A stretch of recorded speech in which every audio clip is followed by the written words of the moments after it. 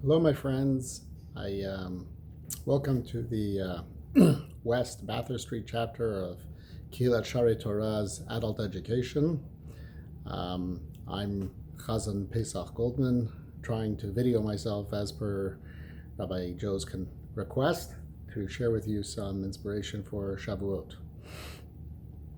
So, a few things came to mind, and I wanted to share the following with you.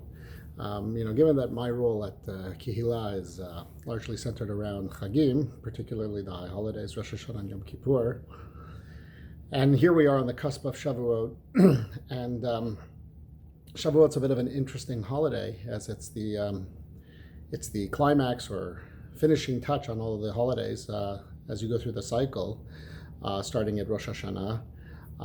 Perhaps if you alternatively, so I'm just getting rid of something off my screen, perhaps if you start at Pesach and go that way, as the first month is Pesach, and then Sukkot would be the last of the holidays, and that's certainly an appropriate way to look at it. But the way we seem to look at it, for whatever reason, Shavuot is sort of the last holiday of the calendar. If you have a set of machzorim, then it would be the last of the machzorim. And so you get to sort of reflect on an entire year when you look at Shavuot, which I think is an interesting exercise in and of itself. But what I want to draw your attention to is the following. And that's when we think about mitzvot for the holidays, each of the holidays have their own mitzvot. In fact, they have two sets of mitzvot. They have the mitzvot which we all as lay people are, commanded to perform. And then they have the mitzvot which are obviously certainly of equal, if not more importance, but those were reserved for performance within the temple itself, the korbanot, the sacrifices, and different things that went on in the temple. So to give you an example, on Rosh Hashanah, we have the mitzvah of blowing shofar.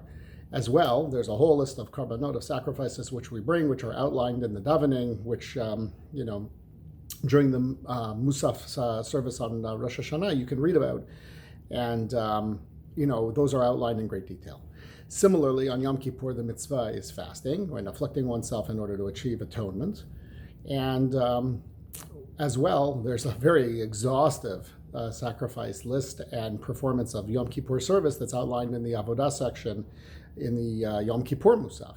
So, for the high holidays, we see you have a mitzvah on all people, and you have a mitzvah in the temple. Comes Sukkot, we know as well. Sukkot's got lots of mitzvot. It's got the sukkah, it's got the four species, the lulav and etrog, hadassim and aravot, and so on and so forth, and lots of korbanot, which requires its own separate discussion in and of itself.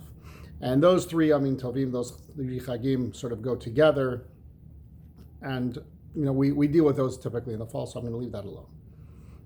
Scroll ahead 6 months and you get to Pesach, and we know on Pesach we have a mitzvah of eating matzah, of eating the korban Pesach. I get a sacrifice, so Pesach has this interesting duality where you have the service in the temple and the service or the mitzvah on the individual sort of come together as one in a sort of an interesting way, but as well you have the mitzvah of eating matzah. So again, a mitzvah on the individual and a mitzvah in the temple. And lots of korbanot as well throughout Pesach, every day of Pesach. Shavuot is interesting and unique. It has no known mitzvah for the day. There's no shofar to blow. There's no four species to wave. There's no matzah to either, anxiously with eager excitement to eat the matzah, or alternatively to, shy away from the matzah, depending on how you approach matzah. I find different people have different attitudes towards matzah. But the point is that Shavuot has no mitzvah as specified in the Torah. It has korbanot, but it has no specific mitzvah of the day. So why is that? Why is it that the holiday that culminates all the holidays of the year, each of which have their own distinct mitzvah, has no mitzvah of its own? So that's the first question. The second question, and perhaps is a bigger question, is if you ask most people what Shavuot represents, they'll say, what do you mean? Of course it has a mitzvah. Isn't Shavuot the day we received the Torah at Sinai? So Shavuot is about getting the Torah. And that is a very inspiring answer, and has lots of source material to back it up. But there's only one problem.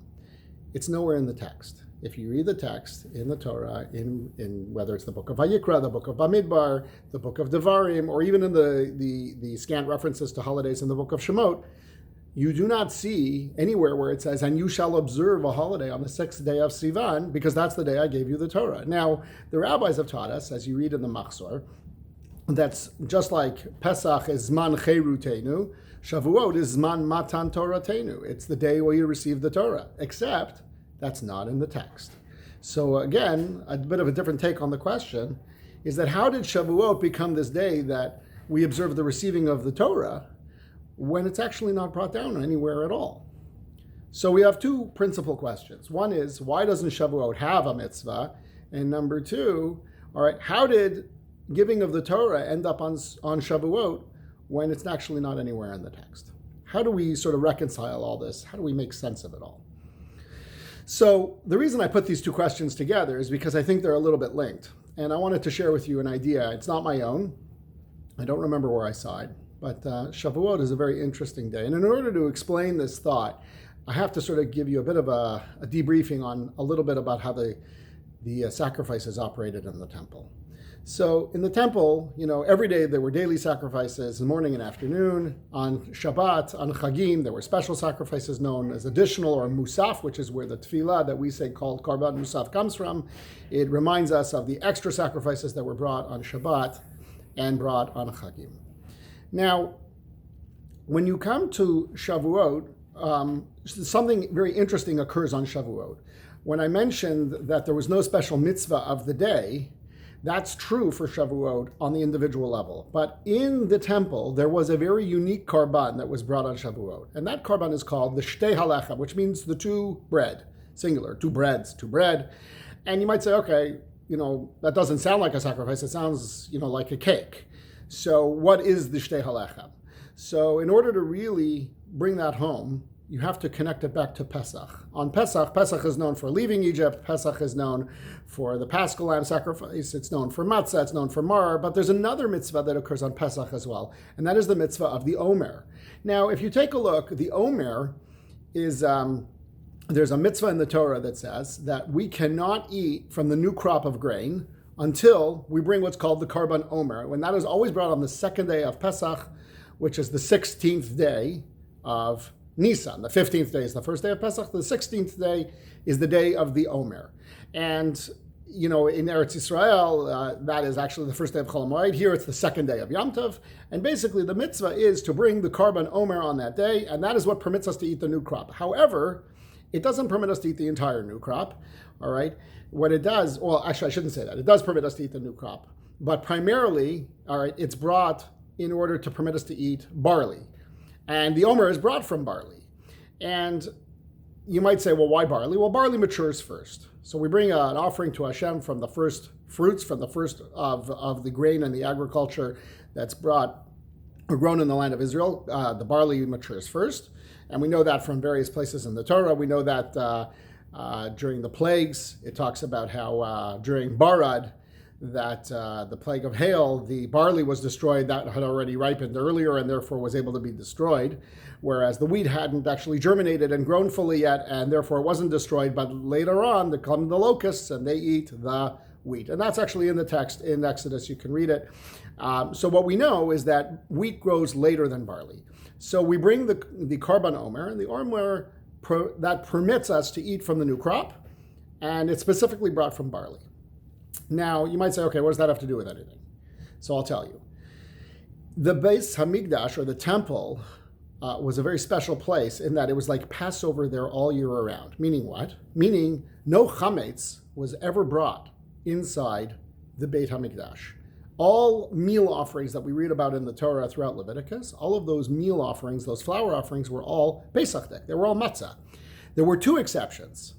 One was the Karban Toda, which was when someone went on a big journey or was sick or various conditions that apply, he would bring a special karban to say thank you to God, and he would bring all kinds of breads, including some that were chametz. And some of those were offered on the Mizbeach, and those were chametz. But there were many other meal offerings brought every single day. They were all matzah. The only communal sacrifice that was chametz, all right, that was brought on the Mizbeach itself was the shtei halechem. So Shavuot is this interesting holiday where we bring, all right, in contrast to the Omer, sorry, I lost my train of thought there for a second, but in contrast to the Omer, which was like a matzah, The Shtei Alechem, that special meal offering that we bring communally on Shavuot, was chametz. Now, this might seem like not a big deal, but the reality is that bringing chametz on the altar, on the mizbeach, that was unheard of except for the Shtei Halechem. So you might wonder, well, what is it about Shavuot that says, okay, you can bring chametz on the mizbeach if you can't do it the rest of the year? That's kind of a strange thing. And you're right, it is a strange thing. So the question is, what's the significance of that for us? What do we learn about that?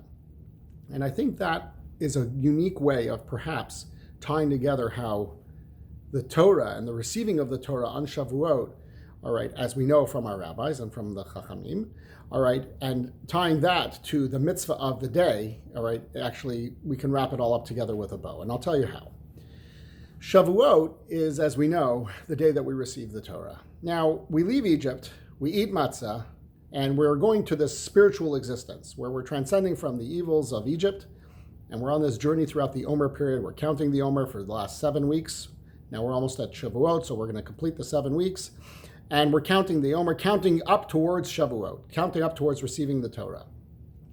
And all through that process, observing this idea of getting karbanot on the Mizbeach that are all matzah, all right? So, in order to really bring this, to bring this into the, a realm that we can all understand, when we all think about religion and we think about how spirituality works, so if we look at our religious neighbors who are not Jewish, there seems to be this idea that, having spirituality is an affront to living in this world. That if we want to keep, spiritual things, in our realm, then we have to give up the physical. And the Torah says that's not true. The Torah is not there to teach us that we have to give up the physical and embrace only the spiritual. Now, there are other religions that believe that, but that is not what Judaism believes. Judaism says take your physical and elevate it and make it spiritual. Find the spiritual elements in everything that's physical. All right, uplift things, make things better. Don't abandon them, make them better. And that's what Shavuot is all about. God said, I'm not giving you a lulav. I'm not giving you a shofar. You don't need to fast. You don't need to live outside in a hut like called a sukkah. You need to take everything that's regular in your life and you need to make it special. All right, how do you do that? I'm going to give you the Torah. And the Torah is going to be your roadmap on how to do that. And that's why, all right, this is the one day where we bring chametz on the Mizbeach, where we take something that is inherently mundane, non-spiritual, and we say we can even make that spiritual. And we bring that on the Mizbeach, and we make something special out of something seemingly mundane. And it's the only day we do that. And we do that on Shavuot. And there's a couple other things that I want to draw your attention to that I think really amplify this point. Chagim, the Gemara, the Talmud says in Beitza, which I think some of you have learned at the shul, the Talmud says that Yom Tov is what's called Chatzi Lachem v'Chatzi Lashem. Half for God and half for you. So the idea is, you got to share with God. It's a spiritual day. Spend some time on God. You pray, you bring your machzor, you bring your lulav, you bring your esrog, longer davening, you have Birkat Kohanim, a longer prayer service, the whole bit. And you have nice meals. So half for God, half for you. That's Chagim, not Shavuot. Shavuot is Kulo Lachem. That's what the Talmud says. You might say, that sounds so odd. We're getting the Torah, and that's the day that's completely for us. I would think the opposite. That's the day that should be for completely for God, not kulanu lachem, not totally for us. That should be totally for God. It's completely counterintuitive. If you think about what I'm saying, all right, God is trying to send us a simple message, all right, that when it's 100% for you and you elevate it, that is 100% for me. All right, God's saying if you do your job right and you keep the Torah and you elevate all the things in your life that are seemingly mundane and you make them special, all right, then it's all one and the same. The spiritual and the physical all become one. That's the message of the Torah, and that's, I think, the message of Shavuot, and that's why we get to bring chametz on the Mizbeach on this very special day. So I want to take this time to, wish you all a good Yom Tov, a Chag Sameach. I want you to know that I think about you all the time, and especially around Yom Tov time when I'm on Bathurst Street and not at the Kehillah. But I want to share with you a quick story about what it means to just take simple things and make them special. And I think it really ties into what we've been saying. There are many, many, many stories that have been floating around since the onset of COVID-19. And stories of people making Passover Seders by themselves. My mom is 70. She made a Seder by herself. People in their 80s having meals alone, Yom Tov alone, couples, singles, all kinds of stories. And some of those stories sound a little bit depressing, and some of those stories have been actually quite magical. I want to share with you a magical story. There's an elderly lady, and she, like my mom, was in a position where she had to, she was widowed and had to make a Seder by herself, had to ask the Manishtana to herself. And she wasn't so thrilled about it, but she said, whatever my story is, that's what I'm going to do. And she lives in an apartment building. And all of a sudden, there's a knock at the door on Erev Pesach. And she sees a neighbor at the door, and they're socially distant. And the neighbor says, madam, I know you're alone, and we're going to make our Seder across the hall.